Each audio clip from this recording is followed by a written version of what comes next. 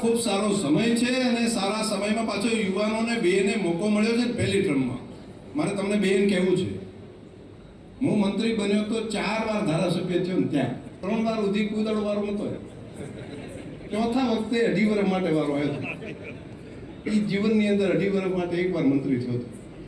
તો એ બધા શંકરભાઈ કહે છે ને, તમારા માટે તો મને લાગે છે કે પહેલા જ વખતે મોકો મળ્યો છે તો તમે તમારી ઊંઘ ઓછી કરજો બે.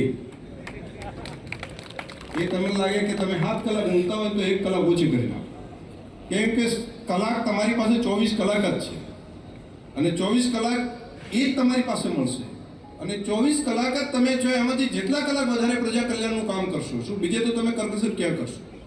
તો ઊંઘ ઓછી કરીને પણ, સમયનો બચાવ કરીને પણ હવે પ્રજા કલ્યાણ માટેનું કામ બેમાં ઉત્સાહ છે, બેની અંદર દ્રષ્ટિ છે. અને પ્રવીણભાઈ તો મારા કરતાં ટેકનોલોજી બાકી બધામાં ખૂબ વધારે એક્ટિવ છે.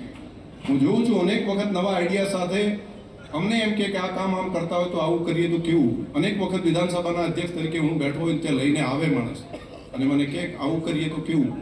તો આવા ઉત્સાહી માણસો તમને મળ્યા છે તો મારું તો એવું છે કે આજનો દિવસ એ ખૂબ સારો છે આપણા સરહદી વિસ્તાર માટે. અને એમને ભગવાન ધરણીધર સામલાને પ્રાર્થના કરું કે એમને કામ કરવા માટેની ખૂબ શક્તિ આપજે.